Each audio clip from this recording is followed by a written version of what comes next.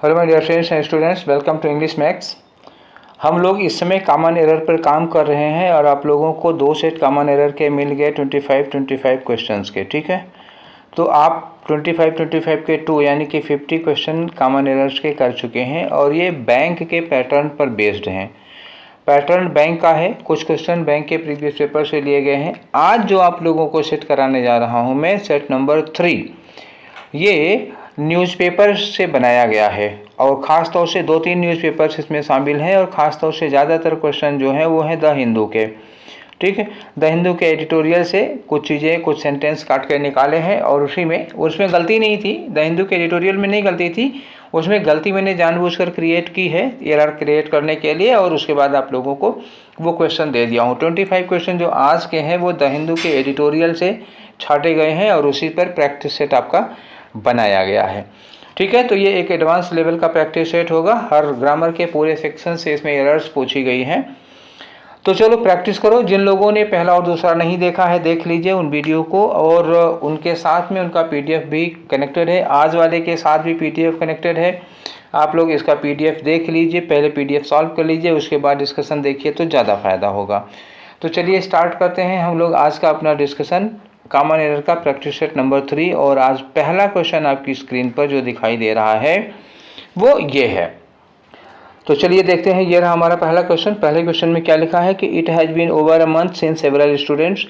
It has been, ये जो it's लिखा हुआ है ये क्या माना जाएगा? Has been. एक्चुअली ये इट इज़ भी होता है और हैज़ भी होता है, तो चूंकि बाद में बीन लगा हुआ है, बीन लगने के नाते इस एस को हम क्या मानेंगे? हैज़ मानेंगे। तो यहाँ सेंटेंस ठीक है। It has been a month since several students of G.B. Pant Engineering College and South Delhi Okhla have been spending the night in their classrooms as a mark of protection। ठीक है, तो इसमें मैंने कहा था कि पहले वर्ब चेक कर लीजिए, वर्ब के बाद आप प्रीपोजिशन चेक कर लीजिए। तो वर्ब में इसमें कोई एरर नहीं है, वर्ब ठीक है। इस has been over a month यहाँ भी सही है, और students have been spending night ये भी ठीक है। अब यहाँ देखते हैं प्रीपोजिशन। प्रीपोजिशन एक लगा हुआ है ऑन, ऑन लिखा है साउथ दिल्ली ओखला। साउथ दिल्ली ओखला एक एरिया है, ठीक है ना, तो एरिया है। अब एरिया के लिए क्या यूज करते हैं? कोई वॉल्यूम तो है नहीं, है एरिया है, तो एरिया के लिए हम लोग ऑन ना यूज करके एरिया के लिए क्या यूज करते हैं? इन यूज करते हैं। तो प्रीपोजिशन ऑन यहाँ पर गलत हो गया। ठीक है, इन case of area on is not used, in is used. ठीक है, क्लियर हुआ। चलो आ जाते हैं दूसरे वाले क्वेश्चन पे। दूसरा क्वेश्चन क्या कह रहा है, देखो, a street food vendor was murdered on Sunday night in outer Delhi Mangolpuri after he told a group of drunken men that he would not be able to serve them golgappas. Golgappa समझ रहे हैं ना, पानी बतासे। ठीक है, अब इसमें एरर की क्या गुंजाइश है? तो पहले वर्ब देख लो कि a street food vendor was murdered, was के साथ वर्ब की थर्ड फॉर्म लगी हुई है, पैसिव वॉइस में लिखा हुआ। किसने मारा था? ड्रंकन लोगों ने मारा था। ठीक है ना, तो पैसिव वॉइस हो गई। किस फूड वेंडर ने तो मारा नहीं था, इसको मारा गया था, तो पैसिव वॉइस में, ये तो ठीक है। ऑन संडे नाइट, संडे के पहले ऑन लगा है, यहाँ भी ठीक है। इन आउटर दिल्ली, देखो अभी थोड़ी देर पहले मैंने कहा था एरिया की बात है। इन आउटर दिल्ली मंगोलपुरी, तो एरिया है तो एरिया के लिए इन लगा है, ये भी अपनी जगह पे ठीक है। After he told a group of drunken, अभी आफ्टर लगा हुआ है। आफ्टर के बाद एक शर्त होती है, हम लोग कैसे यूज करते हैं? आफ्टर अगर लगा हो तो आफ्टर के बाद हम लोग परफेक्ट टेंस यूज करते हैं, और आफ्टर के पहले क्या लगाते हैं? इंडेफिनिट टेंस लगाते हैं। तो वाज मर्डर्ड पास्ट इंडेफिनिट की पैसिव वॉइस हो गई। तो आफ्टर के बाद यहाँ पर जो ही टोल्ड लिखा है वो क्या होना चाहिए था? After he had told.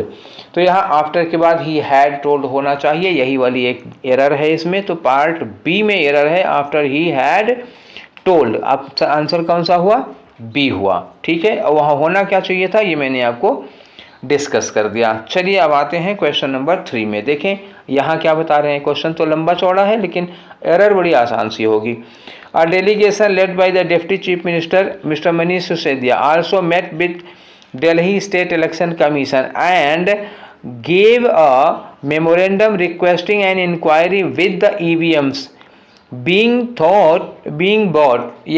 brought from Rajasthan. जो राजस्थान से लाई जा रही हैं ईवीएम मशीनें, उसके लिए इंक्वायरी करने के लिए इन्होंने इलेक्शन कमिश्नर से वहाँ जाकर के एक पिटीशन दी थी, वो एक रिक्वेस्ट की थी, उनसे मिले थे और उनको एक मेमोरेंडम दिया था। तो इसमें गलती क्या है? सबसे पहले हम एरर देखते हैं किसकी, वर्ब की देखते हैं। लेड बाई पैसिव वॉइस में है, लेड बाई मनीष सिसोदिया, ये तो ठीक है अपनी जगह। मेट क्या है? ये वर्ब की सेकंड फॉर्म है, ये ठीक लगा हुआ है, बाद में इन्होंने पहले की बात है मिले थे। अच्छा, वहाँ मेट लिखा, यहाँ गेव लिखा, तो एंड के पहले देखो यहाँ एंड लगा हुआ है, एंड के पहले वाली वर्ब है मेट और दूसरी वाली है गेव, दोनों वर्ब की सेकंड फॉर्म लगी हुई है, यहाँ भी कॉम्बिनेशन ठीक है। उन्हें एक मेमोरेंडम दिया और रिक्वेस्ट करते हुए एन इंक्वायरी, इंक्वायरी के बाद क्या लगा था? Inquiry EVM. अब इंक्वायरी विद ईवीएम नहीं होता, इंक्वायरी के साथ क्या यूज किया जाता है? इनटू। जिस मैटर में इंक्वायरी कराते हैं वो क्या होता है? Inquiry into this matter. तो ये प्रीपोजिशन की गलती थी, यहाँ पर इंक्वायरी के साथ प्रीपोजिशन विद नहीं लगेगा, यहाँ पे इनटू लगना चाहिए। नेक्स्ट आ जाओ क्वेश्चन नंबर 4। क्या है क्वेश्चन नंबर 4 में? देखो, A total of 2,537 candidates will contest elections to the 272 wards in the 3 municipal corporations, ये भी ठीक हो गया, of the capital on April 23rd, said the Delhi State Election Commission। Delhi के स्टेट इलेक्शन कमीशन ने ये बताया कि 23 अप्रैल को 272 वार्ड्स में इतना कैंडिडेट्स चुनाव लड़ेंगे। ठीक है, तो देखते हैं, इसमें कोई गलती तो है नहीं, विल कंटेस्ट लगा हुआ है, ये बात ठीक है। अच्छा, विल का वुड होना चाहिए, यहाँ पर सेड लिखा हुआ है, लेकिन ये जो इन्वर्टेड कामा में लगा हुआ है, ये इन्वर्टेड कामा लगने के नाते ये विल करेक्ट हो गया, क्योंकि डायरेक्ट नरेशन में है, इनडायरेक्ट में होता तो विल का वुड हो जाता। तो यहाँ वर्ब भी ठीक है, यहाँ भी कोई दिक्कत नहीं है। अब ये लिखा है ना कि 272 वार्ड्स में वो लोग चुनाव लड़ेंगे, तो 272 वार्ड्स में चुनाव लड़ेंगे तो इलेक्शन टू द वार्ड्स होगा या इन द वार्ड्स होगा? तो 272 वार्ड्स में चुनाव होगा, यहाँ इन लगाना चाहिए। ये वार्ड्स जो है वो क्या हो रही है? एरिया है, तो एरिया के पहले इन लगाना है। ठीक है, ये एक प्रीपोजिशनल मिस्टेक हो गई वंस मोर। अब आते हैं क्वेश्चन नंबर 5 में। क्वेश्चन नंबर 5 क्या है कि हैविंग बीन रॉब्ड ऑफ, तो हैविंग बीन पैसिव वॉइस में है, हैविंग बीन से शुरू हुआ है, रॉब्ड वर्ब की थर्ड फॉर्म में ठीक लिखा है, रॉब के बाद ऑफ लगता है, ये भी ठीक है, जो चीज़ें चुराई जाती हैं उसके लिए ऑफ लगाया जाता है। तो having been robbed of cash and valuables worth 4.10 lakh rupees in Karol Bagh last week. तो लास्ट वीक करोल बाग में ये एक दंपति है, तंजानिया के है, तंजानिया फैमिली, इनको लूट लिया गया। व्हिच हैड, फैमिली के लिए लगा है, ये फैमिली के लिए व्हिच लगा है, ठीक है। Which had come to India on a medical tour, ये लोग मेडिकल टूर पे इंडिया घूमने आए थे। लिखा है are struggling to survive in capital, वो लोग अब दिल्ली में सर्वाइव करने के लिए झेल रहे हैं बेचारे। अब ये इतना लाख रुपया इनका छीन लिया गया, इनके पास पैसा नहीं है, तो अब सर्वाइव करने के लिए कष्ट झेलेंगे ही झेलेंगे। ऐसे में क्या किया जाएगा? देखो एरर कहाँ पे हुई, एरर हुई, देखो ये लिखा है अ तंजानियन फैमिली, तंजानियन फैमिली के लिए लिखा है व्हिच हैड कम, तो ये व्हिच का हैड कम का सब्जेक्ट कौन है? व्हिच है। अब ये जो आर लिखा हुआ, आर का सब्जेक्ट कौन है? आर का सब्जेक्ट है ये तंजानियन फैमिली। लिखा है ना आर स्ट्रगलिंग टू सर्वाइव, तो कौन स्ट्रगल करने के लिए स्ट्रगल कर रहा है सर्वाइव करने के लिए? ये तंजानियन फैमिली है। अब यहाँ लिखा आ तंजानियन फैमिली, तो आ तंजानियन फैमिली सिंगुलर नाउन होगा, इसलिए आर की जगह क्या लगेगा? यहाँ पे इज लगेगा। क्लियर हो गई बात? ठीक है, तो ये हो गया। अब आगे बढ़ो अगले वाले में, क्वेश्चन नंबर 6 में देखो क्या दिया हुआ है। क्वेश्चन नंबर 6 कह रहा है कि द फैमिली, अब देखो चूंकि पेपर मैंने ये क्वेश्चन न्यूज़पेपर से उठाए हैं, तो न्यूज़पेफर में ये चल रहा था, तो कंटिन्यू वही न्यूज़ थी, तो उसी न्यूज़ में हमको एक और एरर मिल गई।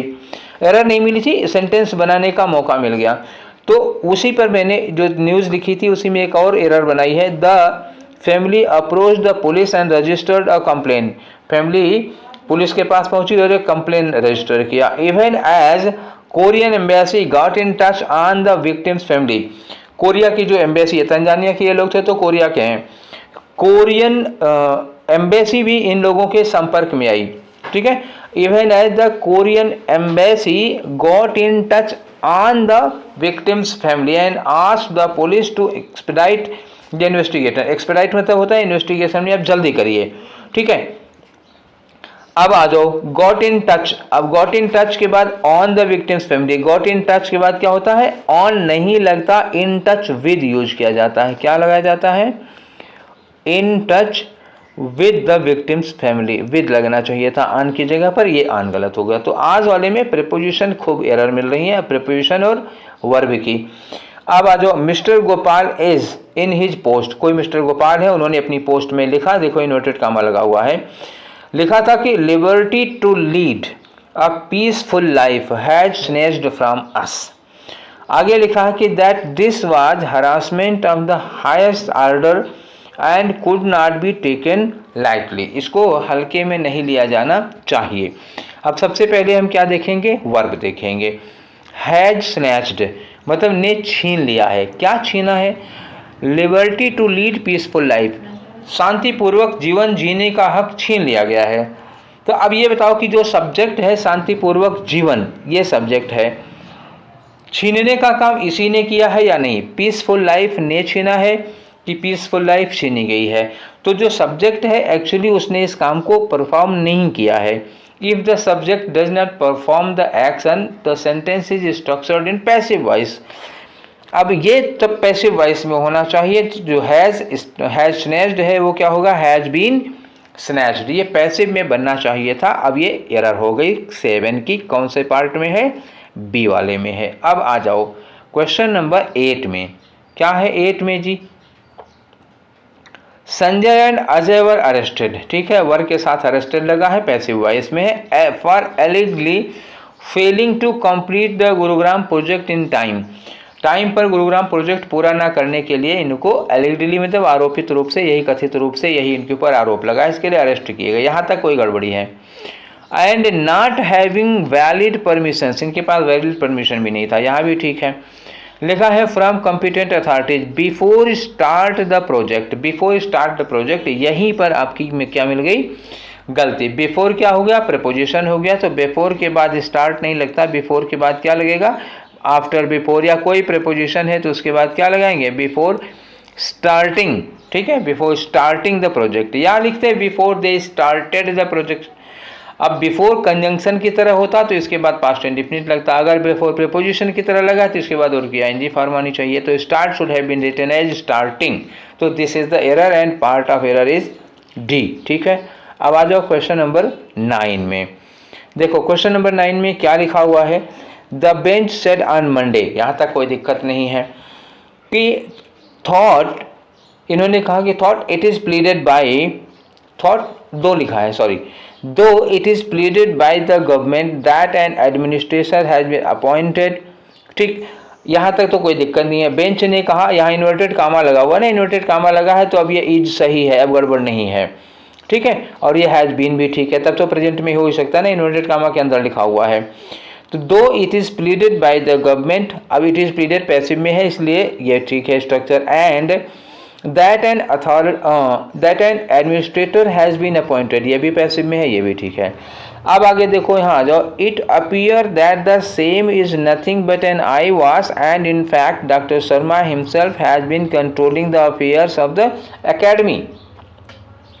गलती कहाँ मिल रही है, इट अपीयर, इट क्या है, इट है देखो सिंगुलर सब्जेक्ट, इसके बाद जब आप वर्ब लगाओगे अपीयर तो ये वर्ब क्या हो गई, प्लूरल वर्ब हो गई। हमें क्या करना चाहिए था, अपीयर्स लिखना चाहिए था, वर्ब में अपीयर्स एस लगाओगे तभी तो ये सिंगुलर होगी, क्योंकि सब्जेक्ट इट है, तो एरर कहाँ हो गई, इट अपीयर्स होना चाहिए था, पार्ट कौन सा है, सी, ठीक है। आगे आ जाओ क्वेश्चन नंबर 10, देखिए ये बड़े बड़े सेंटेंस भले हैं लेकिन एरर्स बड़ी आसान है, थोड़ा पेशेंस रखिए, माइंड को पीस रखिए, कूल रखिए, ठीक है, तो एकदम से आसानी से मिल जाएगा। घबराए तो आपको एरर नहीं मिलने वाली है, बहुत इत्मीनान से शांतिपूर्वक एरर मिलेगी। क्वेश्चन नंबर 10 देखते हैं, ही स्टॉप्ड ए स्कूटर, उसने एक स्कूटर को रुकवाया, that was coming his way, उस रास्ते में एक स्कूटर आ रहा था उसने रुकवाया, एंड के बाद देखो वर्ब की फॉर्म सेम होनी चाहिए, स्टॉप्ड वर्ब की सेकेंड फॉर्म है, एंड टुक ये वर्ब की सेकेंड फॉर्म है, ठीक है, तब दोनों वर्ब ठीक हैं। took the victim the hospital where she was declared dead on arrival, ठीक है, on arrival भी ठीक है। अब गलती क्या हो गई, किसी पेशेंट को अब हॉस्पिटल ले जाते हैं तो क्या लगाया जाता है, टेक के बाद somebody डैश अ प्लेस, आप किसी प्लेस पर, टेक मी डैश होम या टेक मी डैश हॉस्पिटल, तो इस प्लेस के पहले क्या लगाओगे, टू लगाओगे, take to a place, took me to the hospital, क्या होना चाहिए था यहाँ पे, विक्टिम, टुक द विक्टिम, यहाँ लगाओगे टू द हॉस्पिटल, ये होना चाहिए था। तो ऑप्शन कौन सा हुआ आपका, बी हो गया, बी में गलती है। अब आ जाओ क्वेश्चन नंबर 11 पर। 11 में क्या लिखा है? The enforcement directorate has registered a case, अभी तक तो ठीक है, had registered a case past में जा रहा है। अगेंस्ट चौहान, किसके के खिलाफ होता है? तो अगेंस्ट, ये भी ठीक है, against Chauhan after the CBI registered preliminary inquiry in June 2015। अब ये जून महीने का नाम है, इसके पहले इन लगा है, ये भी ठीक है। Against mister Singh, his wife Pratibha Singh and Chauhan and other unknown persons, कुछ और अज्ञात लोगों के खिलाफ, ठीक है। अब देखो गड़बड़ी कहाँ आ रही है कि एनफोर्समेंट डायरेक्टरेट ने रजिस्टर किया अ केस, देखना या क्या लिखा, a case against Chauhan after CBI registered inquiry. अब ये इंक्वायरी के लिए भी यहाँ हमको क्या लगाना चाहिए था? आ लगाना चाहिए था कि नहीं लगाया था? जांच बैठा दिया तो क्या लगाना चाहिए था? जैसे यहाँ केस के पहले आ लगा था, वैसे वहाँ पे प्रिलिमिनरी इंक्वायरी के पहले भी आ लगाना चाहिए था, और आपके एरर पार्ट कौन सा हो गया? बी हो गया, ठीक है। बड़े आराम से सुकून से पढ़िए, क्वेश्चन आप पढ़े होंगे तो आपको लगा नहीं होगा कि इसमें कोई एरर है, ठीक। ऐसी ही छोटी छोटी गलतियाँ हो जाती हैं, थोड़ी प्रैक्टिस करेंगे तो आपकी आदत बन जाएगी, आप भी पढ़ते समय ही एरर पकड़ने लगेंगे। आगे आइए, देखिए प्रैक्टिस का कोई जवाब नहीं है, प्रैक्टिस से बढ़िया कोई क्लास नहीं होती, कोई टीचर नहीं होता, एक्सपीरियंस से बड़ा कोई ग्रंथ नहीं होता, ठीक है। तो आप एक्सपीरियंस लीजिए और प्रैक्टिस करिए। और ये रहा हमारा अगला क्वेश्चन, क्वेश्चन नंबर 12। देखो क्वेश्चन नंबर 12 में क्या लिखा है? अ bench headed by NGT chairman Justice Swatantra Kumar asked these defaulting bodies to reply within 2 weeks as to why they should not be asked to pay environment compensation of ₹5 lakh for failing properly manage and treat sewage, ठीक है। तो एक bench थी, bench को NGT chairman justice स्वतंत्र Kumar head कर रहे थे, उसको लीड कर रहे थे। इन्होंने पूछा डिफ़ॉल्टिंग बॉडीज़ कौन होता है? जो अपना काम टाइम पे नहीं ख़त्म करते हैं। तो उन डिफ़ॉल्टिंग जो अपना प्रॉपर काम नहीं करते हैं, जो चूक जाते हैं किसी काम को पूरा करने में, डिफ़ॉल्टिंग बॉडी से इन्होंने पूछा कि क्यों ना आप लोगों के ऊपर 5 लाख रुपए का एनवायरमेंट कंपनसेशन लगाया जाए, इसका 2 सप्ताह में जवाब दो, विदिन 2 वीक्स आप जवाब दे दो, क्योंकि आप सीवेज को मैनेज करने और ट्रीट करने में फेल हुए हैं, ठीक है। अब इसमें एरर वाला पोर्शन देखते हैं हम लोग, पहले वर्ब देख लेते हैं फिर प्रीपोजिशन देख लेते हैं। तो यहाँ हेडर ठीक है, क्योंकि वर्ब की थर्ड फॉर्म लगी है, बाई के साथ लगा हुआ है, तो हेडर ठीक है। आस्क्ड पास्ट में है, this defaulting bodies to reply, अब देखो टू के साथ वर्ब की फर्स्ट फॉर्म लगी है, to reply within 2 weeks. अब ये विद इन के साथ 2 वीक्स टाइम दिया हुआ ना 2 वीक्स का, तो ये विद इन भी ठीक है अपनी जगह पर। As to why they should not be asked, देखो पैसिव वॉइस में लगा शुड नॉट बी आस्क्ड, ये भी ठीक है। टू पे, आस्क्ड के बाद टू पे लगा, तो टू पे एनवायरमेंट कंपेंसेशन वर्थ कितने का? 5 लाख रुपए का। फॉर फेलिंग, यहाँ ध्यान देना, फॉर फेलिंग के बाद क्या लगा है? Properly manage and treat sewage. तो फेल के साथ एक रूल होता है कि जब हम लोग फेल यूज करते हैं तो फेल के बाद टू लगता है और वर्ब की फर्स्ट फॉर्म लगती है, ठीक। अब यहाँ लिखा है फेलिंग के बाद ये हमारा जो मैनेज लिखा था ना, मैनेज वर्ब है, इसके पहले में टू लगाना था, ठीक। ऐसे वर्ब की फर्स्ट फॉर्म नहीं लगती, तो यहाँ क्या होगा? For failing to properly manage. अब टू कहाँ लगाना होगा? टू को हम प्रॉपरली के पहले ही लगा देंगे, क्यों? क्योंकि ये एडवर्ब है और ये वर्ब है, एडवर्ब वर्ब है, तो इस वर्ब के लिए ही एडवर्ब लगा हुआ है, तो ये जो टू लगेगा वो यहाँ पे लग जाएगा, ठीक। यही टू ना लगने की गलती थी, और आपका एरर पार्ट कौन सा हो गया? डी। आगे बढ़ते हैं क्वेश्चन नंबर 13 में। देखो क्वेश्चन नंबर 13 क्या कह रहा है कि following reports of media authority, ठीक है। तो following reports of Noida authority, sorry media मैंने बोल दिया था, following reports of Noida authority, तो नोएडा अथॉरिटी की रिपोर्ट को फॉलो करते हुए जिसमें स्टाफ के ऊपर आरोप लगाया गया था not reaching office on time, तो वो लोग ऑफिस टाइम पे नहीं पहुंचते हैं। तो इस रिपोर्ट को देखते हुए UP chief minister Yogi Adityanath ji sought the employ detail, उन लोगों ने एम्प्लॉयज़ की डिटेल मंगवाई। कहाँ से मंगवाई थी? Detail of both Noida and greater Noida authorities at Monday. कब मंगवाई उन्होंने? मंडे को मंगवाई। तो ये मंडे लिखा हुआ था ना, दिन का नाम है, इसके पहले एट नहीं लगता, दिन के नाम पे क्या लगता है? ऑन लगता है, ठीक है। Name of day and date, date के पहले हम लोग क्या यूज करते हैं? ऑन लगाते हैं, एट नहीं लगाते हैं, तो इसमें फिर एक बार डी में एरर हो गई। अगला आ जाओ क्वेश्चन नंबर 14। देखो क्वेश्चन नंबर 14 क्या कह रहा है? फिर वही आर्टिकल वही था, उसी में से 2-3 सेंटेंस उठाए थे। तो देखो मिस्टर योगी आदित्यनाथ, ठीक, also ordered that 73 employees of the Noida authority who had not been marking themselves present on biometric machine।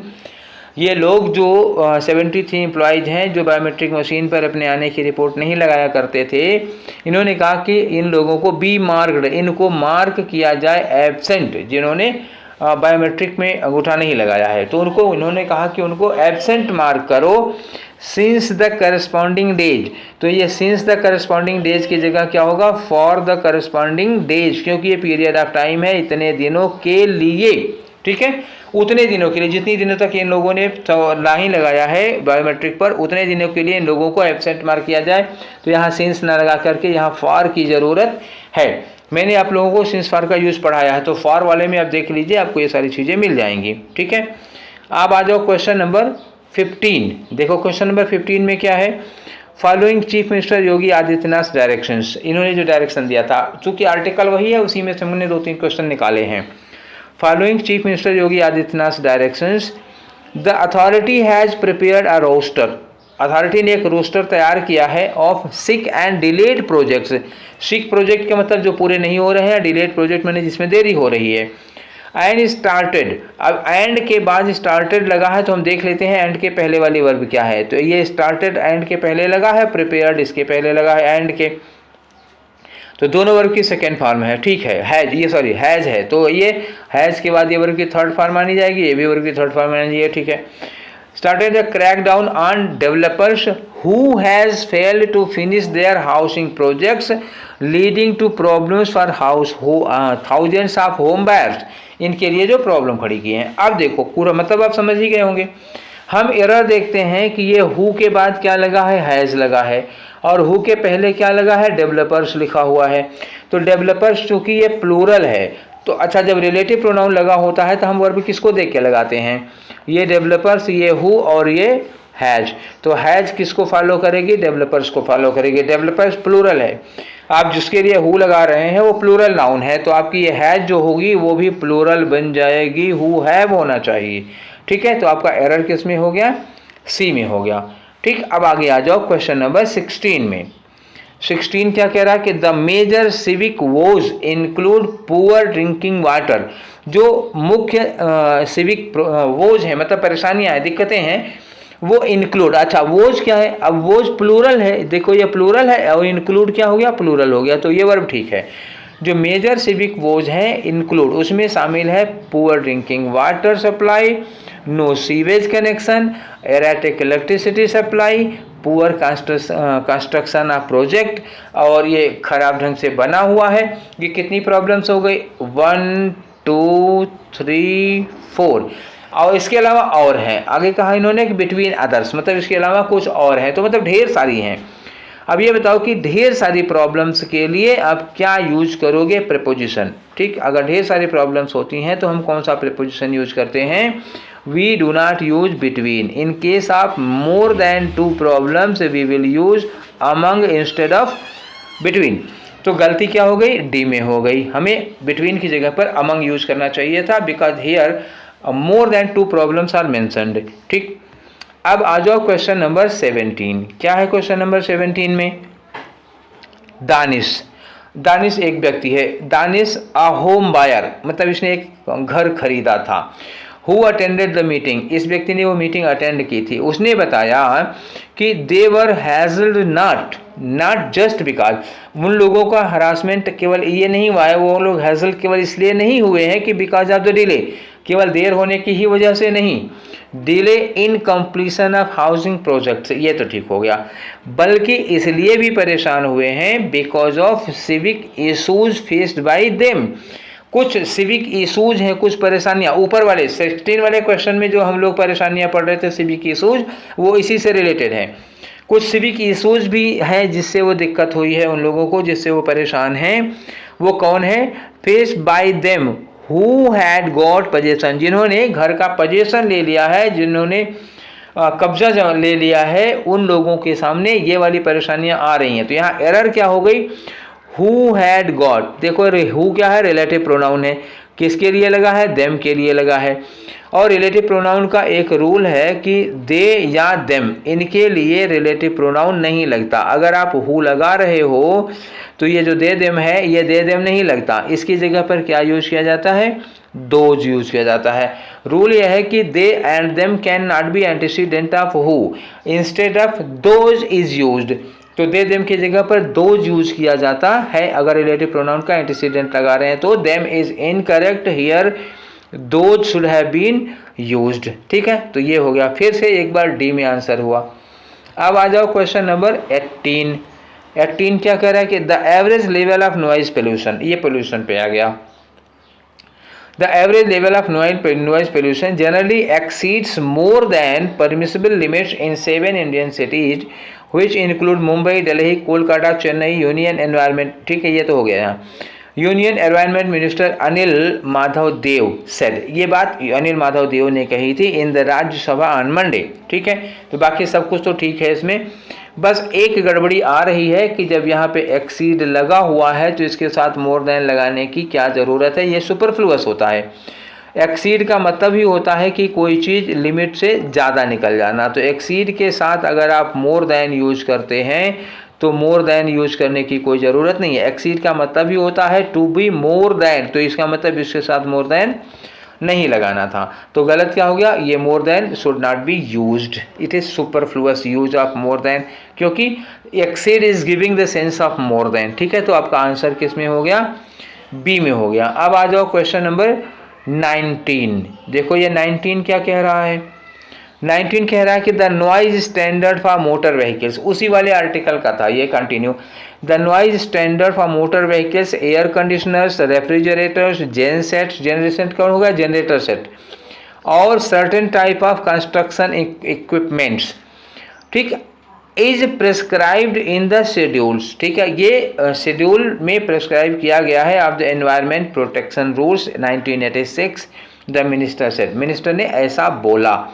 तो सबसे पहले वर्ब हम देख लेते हैं, इज प्रिस्क्राइब्ड। इज किसके लिए लगा है, नॉइज स्टैंडर्ड के लिए लगा हुआ है। नॉइज स्टैंडर्ड मतलब किससे कितनी नॉइज होनी चाहिए, मोटर व्हीकल से कितनी, और एयर कंडीशनर से कितनी, रेफ्रिजरेटर से, जेनसेट से, इन सब चीज़ों से कितनी नॉइज होनी चाहिए, ये प्रिस्क्राइब्ड है। तो किसके लिए लगा है, स्टैंडर्ड के लिए लगा है, तो इज ठीक है। ठीक, इज अपनी जगह पर सही है।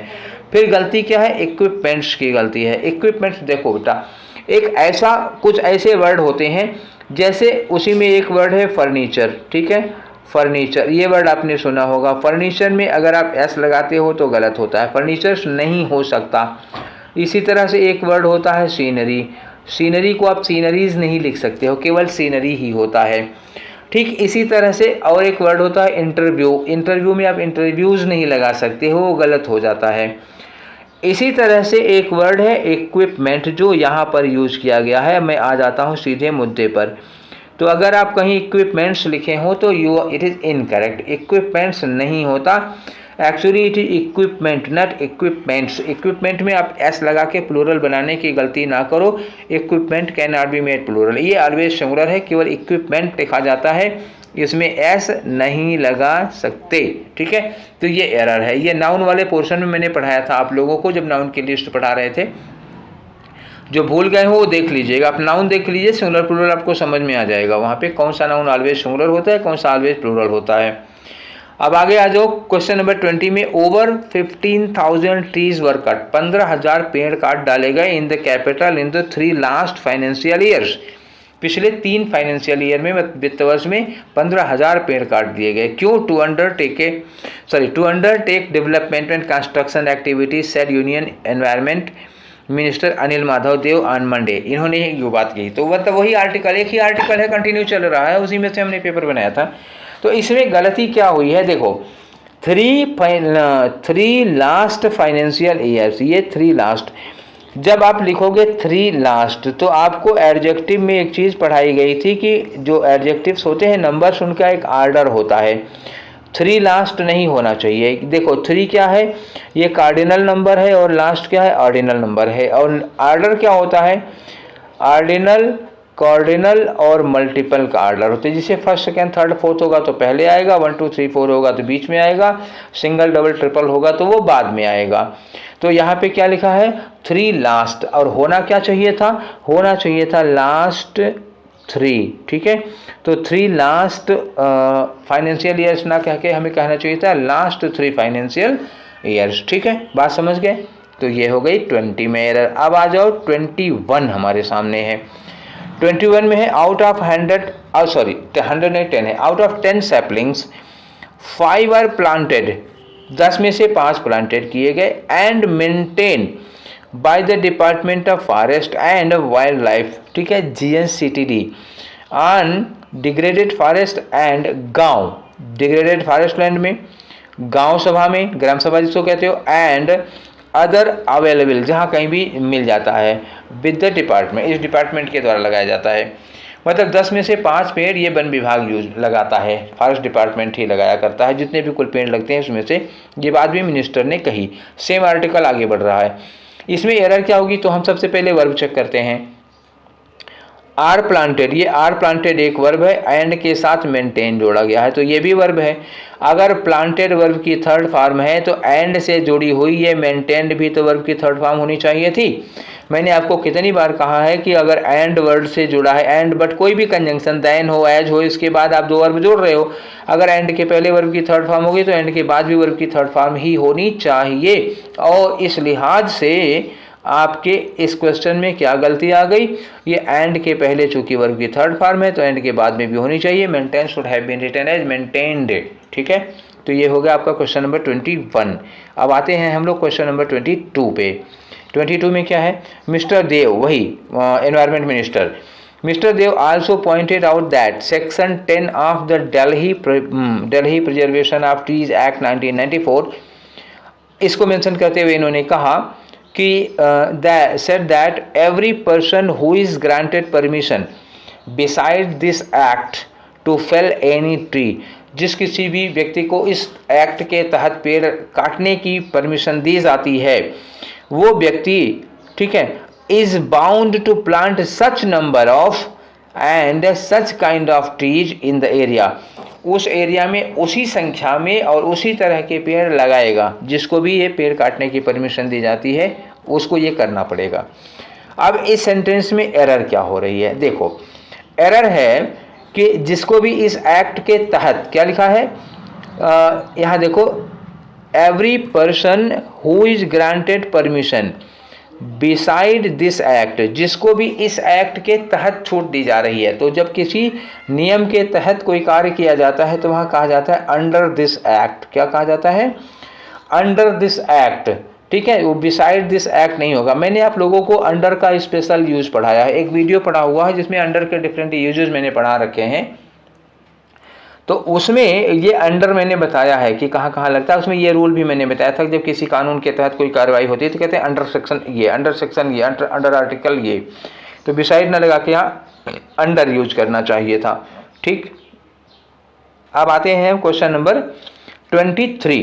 तो 23 में क्या लिखा, इन द जजमेंट, एक फैसला आया, that uphold the validity of the 10th schedule the anti defection law, ठीक है, 10वीं अनुसूची जिसमें एंटी डिफेक्शन लॉ दल बदल कानून है, उसको मतलब उसको अपहोल्ड करते हुए डिसेंटिंग जज, ठीक, डिसेंटिंग जज had pointed out that the speaker's tenure being dependent on the will of majority, therein likelihood of suspicion of bias could not be ruled out, इसको रूल आउट नहीं किया जा सकता। अब इसमें देखो एरर क्या हो गई कि in the judgement that uphold, अब यहाँ पूरा का पूरा कहानी पास्ट में है, ठीक है ना। देखो इसमें जो मेन वर्ब है वो क्या है, सेड है, ठीक है, ये हैड पॉइंटेड आउट ना, उन्होंने जज ने इसको पॉइंट आउट किया, हैड लगाया चूंकि इन्होंने, और यहाँ पे इन्वर्टेड कामा लगा दिया। जब इन्वर्टेड कामा लगा दिया तब आप प्रेजेंट का यूज़ कर सकते हैं, जैसे ये विल लगा हुआ, ये ठीक है, ये इन्वर्टेड कामा के भीतर है, तो यहाँ प्रेजेंट और फ्यूचर दोनों सही हो सकते हैं, लेकिन ये इन्वर्टेड कामा के बाहर है, इन्वर्टेड कामा के बाहर है और ये हैड पॉइंटेड दिया हुआ है, तो ये अपहोल्ड नहीं होना चाहिए था, इसकी जगह क्या हो जाएगा, अपहेल्ड, ठीक है। ठीक, रिपोर्टिंग है ना ये, तो रिपोर्टिंग में अगर एक वर्ब हैड पॉइंटेड है तो दूसरी ये पहली वाली जो है ना वो भी अपहेल्ड हो जाएगी। In the judgement that upheld the validity of 10th schedule, ठीक है। चलिए अगला क्वेश्चन देखते हैं, क्वेश्चन नंबर 24।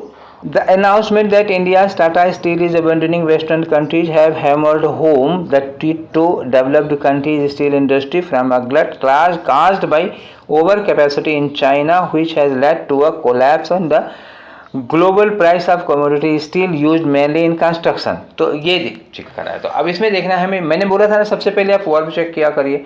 तो सबसे पहले वर्ब चेक करेंगे तो हम देखते हैं यहाँ पे लिखा हुआ है हैव हैमर्ड है। ये हैव किसके लिए लगा हुआ है? हैव लगा है अनाउंसमेंट के लिए। ये दैट, ये तो अनाउंसमेंट हो गया ना, तो ये अनाउंसमेंट छोड़ दिया। ये अनाउंसमेंट के बारे में बता दिया कि कौन सा अनाउंसमेंट था। अनाउंसमेंट के लिए वर्ब लगी है announcement hammered the threat to developed countries. अब यहाँ लिखा द अनाउंसमेंट, अनाउंसमेंट के लिए वर्ब लगाओगे तो हैव नहीं लगेगा, हैव की जगह क्या लगाना होगा? Has. The announcement has hammered, have नहीं होगा। तो किस पार्ट में एरर हो गई आपकी? बी वाले में हो गई। अब ये रहा आपका आखिरी और 25वां क्वेश्चन आज के थर्ड सेट का। इसके बाद एक सेट और आपको मिलेगा 25 क्वेश्चंस का, ऐसे ही वो भी मिलेगा न्यूज़पेपर से बनाया हुआ। आई थिंक इसमें आप लोगों को काफ़ी अच्छी प्रैक्टिस हो गई होगी। आगे देखते हैं question number 25। India has undergone, देखो हैज़ के बाद अंडरगॉन वर्ब की थर्ड फॉर्म लगी है। Lot of socio political changes, ये भी ठीक है, लॉट ऑफ लगा हुआ है तो चेंजेस प्लूरल में लगा हुआ है। सिंस इमरजेंसी, इमरजेंसी से। But freedom of speech keeps coming under threat between time to time, लेकिन जो बोलने की आज़ादी है, अभिव्यक्ति की स्वतंत्रता है, वो अक्सर खतरे में आती रही है समय समय पर। तो समय समय पर के लिए जो हम लोग एक्सप्रेशन यूज़ करते हैं वो बिटवीन टाइम टू टाइम होता है या फ्रॉम टाइम टू टाइम होता है।